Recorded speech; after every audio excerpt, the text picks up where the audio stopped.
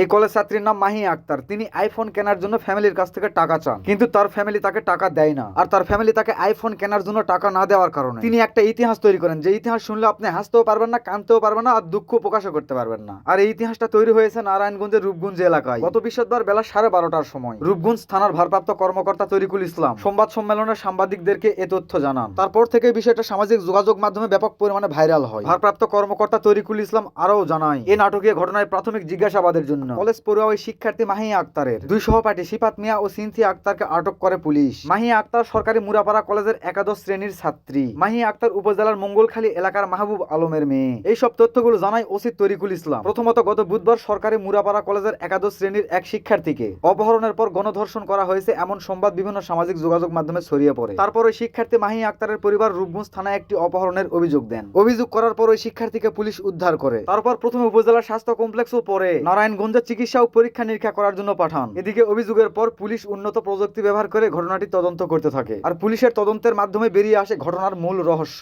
মাহি আক্তার গত বেশ কয়েকদিন ধরে একটি আইফোন কেনার চেষ্টা করছিলেন। আর সেই আইফোন মোবাইল কেনার জন্য মাহি আক্তার ও তার দুই সহপাঠী সিফাত ও সিনথিয়া আক্তারের সাথে মিলে অপহরণের নাটক সাজানোর পরিকল্পনা করেন। এবং পরিকল্পনার উদ্দেশ্যে মাহি আক্তার প্রতিদিনের মতো গত মঙ্গলবার সকালে মুরাপাড়া কলেজের উদ্দেশ্যে বাড়ি থেকে বের হন। মাহি আক্তারের সহপাঠী সিফাত অপহরণকারী সেজে মাহি আক্তারের মাকে ফোন দিয়ে 1 লক্ষ টাকার মুক্তিপণ দাবি করেন। শুধু তাই নয়, মুক্তিপণের টাকা না দিলে মাহি আক্তারকে গণধর্ষণ করবে বলেও হুমকি দেন। এদিকে মঙ্গলবার রাতে মাহি আক্তার তার বান্ধবী সিনথিয়া আক্তারের বাড়িতে অবস্থান করেছেন, সেটাও চিহ্নিত করেছেন মাহি আক্তারের বান্ধবী সিনথিয়ার বাবা মা। তারপর মাহি আক্তার মুক্তিপণের টাকা বাড়ি থেকে না পেয়ে মাহি আক্তারের এক বন্ধু নাম তার সিফাত, তার মাধ্যমে তুস্কা সিরাপ কিনে এনে অর্ধেক খেয়ে মুরাপাড়া কলেজের পেছনে পড়ে থাকেন। তারপর এদিকে সিফাত মাহিয়ার বাড়িতে ফোন দিয়ে বলেন, যেহেতু টাকা দেননি আপনারা, সেক্ষেত্রে আপনার মেয়েকে কলেজের পেছনে ফেলে গেলাম, আপনারা আপনাদের মেয়েকে নিয়ে যান। এরকম একটা চাঞ্চল্যকর ঘটনাকে আপনারা কেমন চোখে দেখতেছেন কমেন্ট বক্সে সেটা জানাবেন। আবার কথা হবে কোনো একটা অজানা বিষয়কে জানিয়ে দেওয়ার জন্য।